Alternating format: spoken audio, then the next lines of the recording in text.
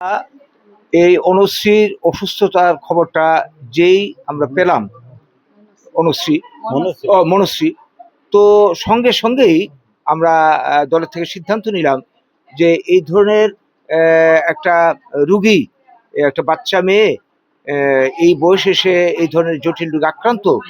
তো এই ধরনের রোগের চিকিৎসা কোনো ব্যক্তিগতভাবে বা কোনো পারিবারিকভাবে এই ধরনের রোগের চিকিৎসা কেউ করে উঠতে পারবে না, আর আমাদের মতো নিম্ন মধ্যবিত্ত মানুষ, কাজেই তার পাশে সবাই দাঁড়ানো উচিত।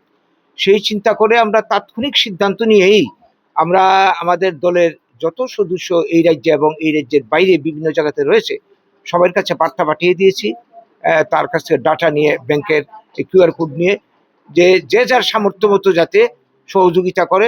সেই মোতাবেক আশা করি তাদের কাছে বিভিন্নভাবে সাহায্য এসে পড়ছে। সেই সঙ্গে রাজ্যবাসী এবং এই ধরনের বার্তা আজকাল সারা দুনিয়াতে ছড়িয়ে যায়, সবার কাছে আমাদের আবেদন, মানবিক আবেদন, তার পক্ষ হয়ে, এই বাচ্চাটার পক্ষ হয়ে আমরা রেখেছি সবাই যাতে সাহায্যের হাত বাড়িয়ে দেয়। আমাদের সবাই সহযোগিতা, সে যদি বেঁচে উঠে ঈশ্বরের কৃপায় সবার সহযোগিতা, আগামী দিনে এটা আমাদের একটা সামাজিক দায়, মানবিক দায়।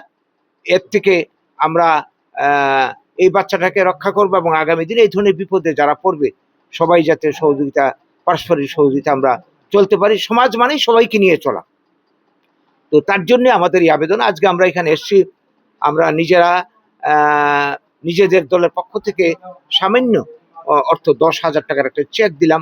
আমরা এখনো কালেকশন চালিয়ে যাচ্ছি। এর মধ্যে আমাদের মধ্যে অনেকেই, আমাদের দলের সদস্য, কালকে একজন দিয়ে গেছে, গৌতম ঘোষ, হয়তো থেকে সে 10,000 টাকা, আমি জানি, আমার সঙ্গে ডেলি কন্ট্যাক্ট করছে। আমাদের এই দলের অনেকেই ইতিমধ্যেই তাদেরকে ব্যক্তিগতভাবে সাহায্য করেছে, আগামী দিনে করবে, আমরাও করব। তো এই বার্তাটুকু আজকে দিতে চাইছি গোটা রাজ্যবাসী, দেশবাসী সবাই কাছে, আপনারা এই বাচ্চাটাকে বাঁচানোর জন্য আর্থিকভাবে সহযোগিতা করুন, যেভাবে পারেন সহযোগিতা করুন। আমাদের সহযোগিতা, বাচ্চাটা বেঁচে উঠুক, ভগবানের কাছে প্রার্থনা করি, আপনাদের সহযোগিতা কামনা করি। আজকে এই জন্য আসা, একটু সবার সহযোগিতায়, সহানুভূতিতে মেয়েটা বেঁচে উঠুক, সুস্থ হোক, এই কামনা জানাচ্ছি।